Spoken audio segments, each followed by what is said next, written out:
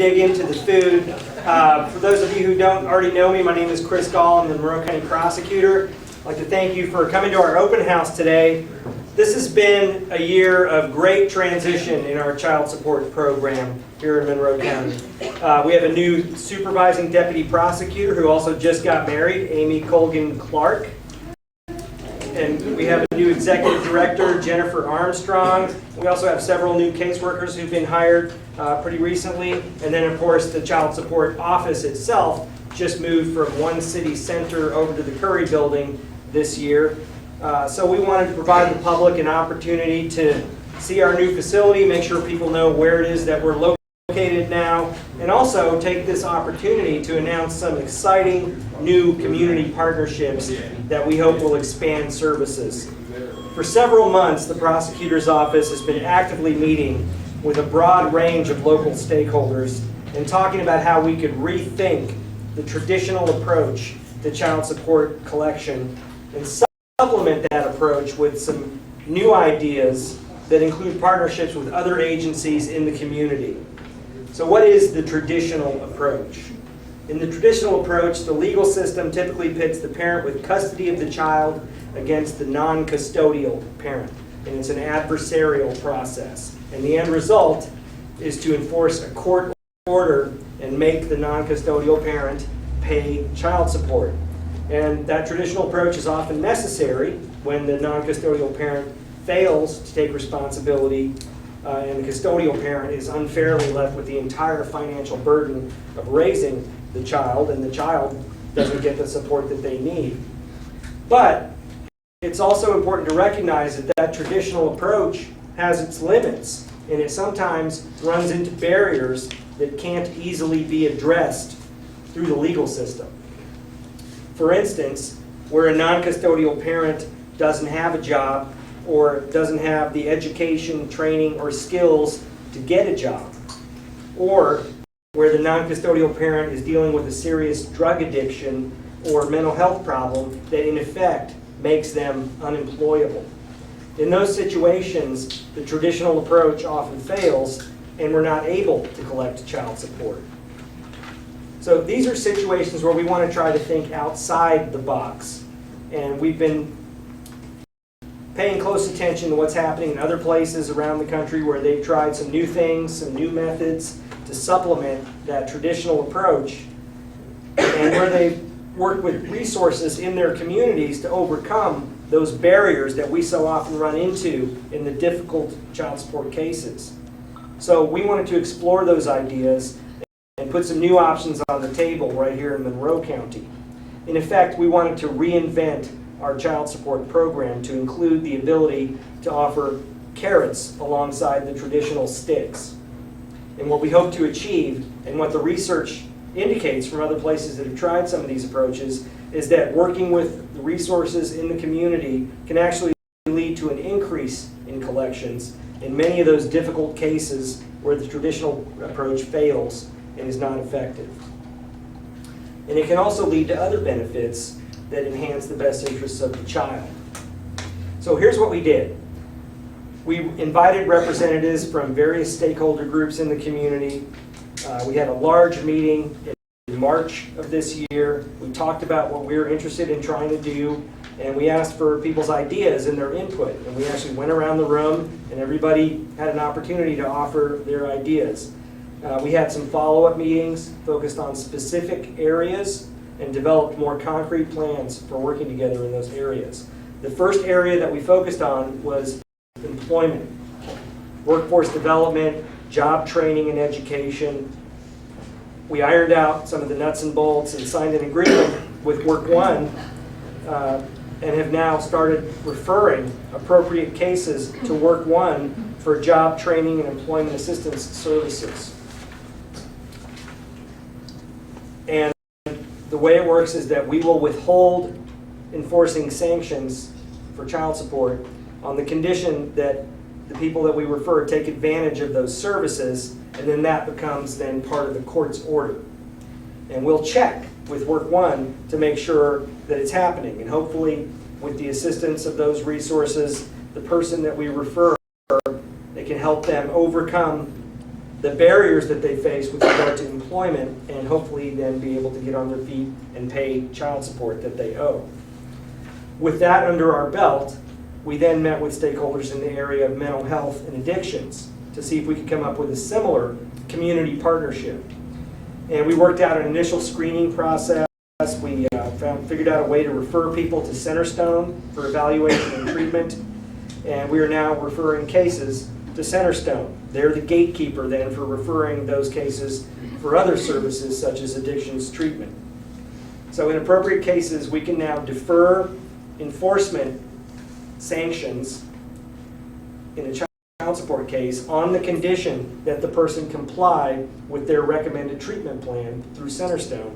And that agreement then becomes part of the court order in the case. And we will then do follow-up and check with Centerstone to make sure that the person is following their treatment plan and they're getting the help that they need. And hopefully, again, that person can get on their feet, get help for their mental health or addictions issue, overcome the barrier that they've been facing with regard to their employment, and ultimately be able to pay child support. So we're very excited about these new community collaborations because they give us new tools in our toolbox, carrots alongside the traditional sticks from the legal system. We still will use the traditional tools to collect child support, but these alternative community approaches will allow us to respond to the difficult cases where the traditional approach breaks down and is simply not effective.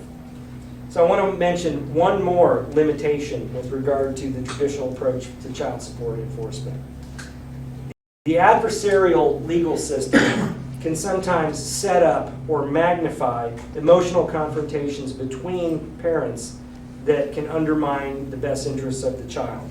So we're trying something else new. We're going to try mediation in child support cases. Previously, that was never done. That's just a matter of office policy. There has now been a change in office policy, and we're going to try the tool of mediation in certain cases for a couple of reasons. One, it can lead to more consistent child support collection because sometimes people are more willing to comply with a child support order and pay what they owe if they feel that they had a voice in the process, if they feel that it was fair, if they agreed to the ultimate outcome and it was not just something that was imposed by external forces. And the second reason we want to try mediation is because in some situations it can lead to an improvement in the family dynamics between the custodial and the non-custodial parents that can actually enhance the best interests of the child. So if the parents are getting along, if they can tolerate each other enough to cooperate on arranging visitation and support, and can avoid putting the child in the middle of emotional confrontations regarding those types of issues, that can contribute to a more stable home environment and a better life for the child. And those things are more intangible benefits. They're less easily measured in the amount of support that we collect, but I also think that they're very valuable to the community and certainly to the families and to the children that are involved in our child support program. So we have more ideas for the future. I'm sure we'll be talking about some more of these things as this continues to unfold, new things that we might want to try. This is an ongoing effort. But this is what we've accomplished so far this year. And I'm very glad to have others here who are involved in this effort from the community to talk about these collaborations and more specifically how they're going to work. And we'll hear from a few others here at each of them. There's also a representative here from the Greater Bloomington Chamber of Commerce who's going to assist us with a ribbon cutting ceremony at the end here, and then that'll be followed by an opportunity for folks to walk down the hall and see our new offices for our child support program. So to get us started first, I'd like to introduce our new supervising deputy prosecutor in child support, Amy Colby Clark. Thank you. Also, let me add my thanks for being here today. And we are excited about what's going on in child support. I think we've got some exciting things on the way. We really appreciate Work One and Centerstone, particularly for partnering with us thus far. We feel like they have given us tools. We deal with a lot of folks in the court system that sometimes just don't have hope. They find themselves in situations where they don't see a way out of their particular situation, and now we have resources to be able to say, well, maybe we can remove some of those barriers that stand between you and providing for your children. And so we really appreciate them being willing to partner with us. We think it's going to be a very fruitful collaboration. We're excited about what the future holds, and we think it's going to be beneficial for everyone. So we appreciate you being here today. I also want to say thank you to our staff. Our child support staff has been fantastic over the last year as we've gone through a lot of these changes. And they've been patient with us and have been, with the move and with the changes in policy and things like that, they've been excellent. So I do want to give them a thank you as well. So I believe Richard is going to say a few words from Work One.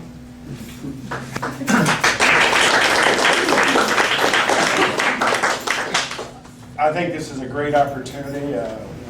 It's the best time right now. There are a lot of jobs available, so the opportunity to connect people that are needing work, needing maybe better paying jobs, we're glad to participate and be a partner in doing this. So we're looking forward to this opportunity. It's things that's gone on before, but we've formalized some of it so that we can continue this as we move forward and look at better opportunities in the future as well. So thanks.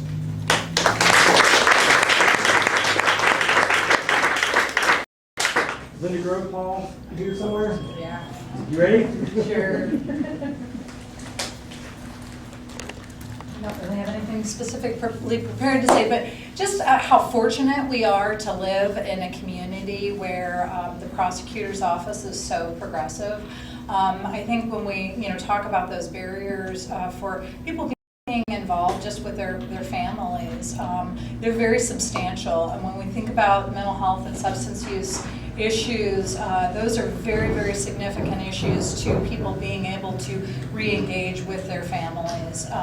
So the team here has been really willing to say, what do we need to do to continue to hold people accountable, but as Chris described earlier, screen, develop processes so that we can determine, who would be eligible and begin to give people hope. And oftentimes that's really where people are. They become very hopeless in terms of whether or not they're ever going to be able to, have enough child support so that they even have the hope to be able to see their children again or be involved in their lives. And the children need to know that their parents care, that they want to be involved. And I see a level of engagement just in terms of the kind of partnership that this office provides and the leadership that this office provides and the level of collaboration. It really excites me and it really energizes me and really makes me feel very hopeful in the kind of collaboration we can continue to make moving forward. Chris wanted me to just make a little tidbit of a statement. I know the other thing that he's been really working on and the prosecutor's office has been working on is a fatherhood initiative. That's something that we haven't really gelled with, but I know that Senator Stone has worked on a pretty significant grant. We've received a little bit of word about that, and I'm going to kind of just leave it at that. We're not really sure exactly how that's going to play out in this partnership, but I think it really will. I think it will affect our community very, very significantly because I think we are going to have some new resources available to some of our community members that they have not had before, and that's really important. And you gave some examples of specific people who, oftentimes if you can't get a job, you can't keep a job, you continue to relapse, you get to that point where you're just thinking, forget it, it's just easier for me to go and do jail time, and that doesn't do anybody any good. So a program like this, I think, is just going to be wonderful. So thank you so much for this opportunity and these great partners. That possibility of more to come. Commissioner Raper. Brett Raper is the commissioner for the Monroe County Circuit Court 4D Child Support Program. I too commend the prosecutors for this initiative and their creative thinking. Every week we, the judicial officers, prosecutors who do child support work, public defenders who represent those who find themselves in trouble, have this parade of litigants who come into the courtroom and they fall behind their child support. And in many instances, they really, truly, sincerely want to pay. And what we're looking for is their best effort. What these collaborations allow us to do is plug these folks who really sincerely want to do the right thing and pay their support, be more involved with their children, to get them to the right folks who can help them address the issues that they have. Whether that be, I have a criminal conviction so I can't find a job, I don't know how to make a resume, I don't know how to use a computer, I have a drug addiction, any of these things. And what we're always looking for is a best faith effort. I'm very pleased to hear about the mediation as well, because it is true that parents who believe they have more of a process in developing their own order, particularly for child support, are more apt to comply with that order. So I'm very pleased to hear about that. About the only group of people who won't win in this situation are those who are truly trying to shirk their responsibilities, and we still have the stick available for those. But otherwise, I sincerely commend the prosecutors for your initiative and your creative thinking, and very much looking forward to working with Work One and Centerstone.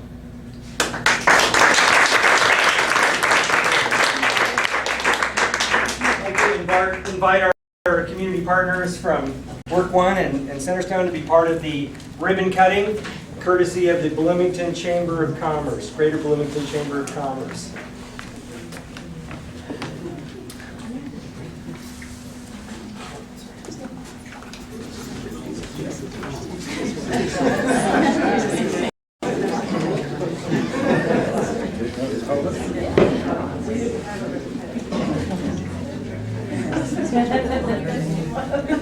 Well, I think we will help cut it.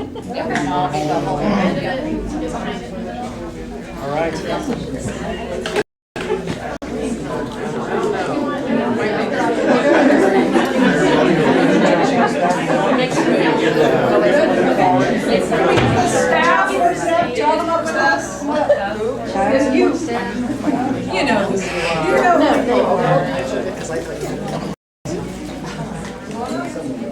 And after this, there'll be an opportunity to tour and see our new offices and continue to eat the food that's back there. All right, you can pull it out a little more. Yeah, let's cut it. That's just an observation.